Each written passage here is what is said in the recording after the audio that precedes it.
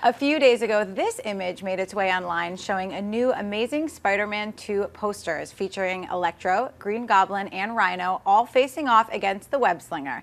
It has been assumed that actor Chris Cooper was the Goblin, but this new picture showing us a zoomed-in view of Goblin from the poster looks very little like Cooper and more like Dane DeHaan, who is playing Harry Osborn in the film. On top of that, a new cast list for the movie was just released, and Chris Cooper's name is no longer on it. John, is Chris Cooper no longer in the film?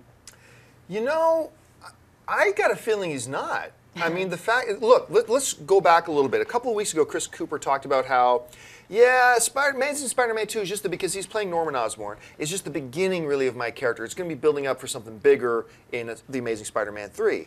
Couple that with the fact that his name just disappeared off their cast list, and the fact that another actor, Shailene Woodley, was going to be in The Amazing Spider-Man 2 and is now not. They're postponing her to Spider-Man 3 to make room for other what they consider more important stuff at this moment in time. It seems to reason that Chris Cooper, maybe they've just bumped him into Spider-Man 3 and he's not going to appear, or maybe at the very most kind of a cameo. The picture of Goblin, though, that zoomed-in picture of Goblin, yeah, that is clearly, if it had to be Chris Cooper or Dane DeHaan, it's clearly Dane DeHaan. Of course, my first guess would have been Willem Dafoe. When you look at the face, it looks more like Willem Dafoe. But yeah, my guess is they probably pulled a Shailene Woodley with Chris Cooper and moved him into the third one. We don't know that for sure. Just my guess. Amy Rose, what do you think? Yeah, I mean, I think the cast list removing his name is the most indicative thing here. I mean, pictures, whatever. I mean, Dane and Chris kind of look similar, so I don't really think that's too telling. But first of all, I love that picture. I think it's really, really badass, and I'm really excited about this film. And Shailene, I mean, that made sense for the production to move Mary Jane. There was already just too much going on. I want to finish the Gwen Stacy plotline. There's a lot going on here, so I thought that was a really smart move.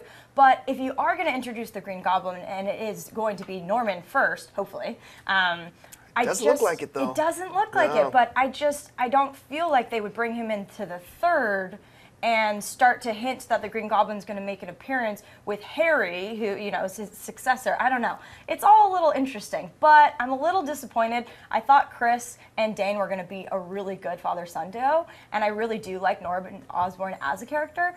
But if he's off the cast list, I think that's a pretty concrete situation saying he's no longer in the picture. So whether he pops up in the third or not, we'll see, but I don't think we're going to see him in the second one. Dennis?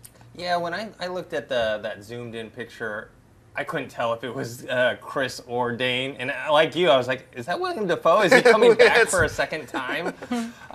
And also, the only reason I would say it looks more like Dane is just because it has a younger looking face compared to Chris Cooper. But all this, if it's Harry first and not Norman, like, it's all confused and weird because, okay, then what happens with Gwen Stacy? Because we all know that it's supposed to be it's supposed to be Norman, not Harry, and why are they introducing Harry first as Green Goblin? So I don't know. I'm just a little confused, I guess, because I'm so used to what happens in the comic books. Yeah. Right. Aaron?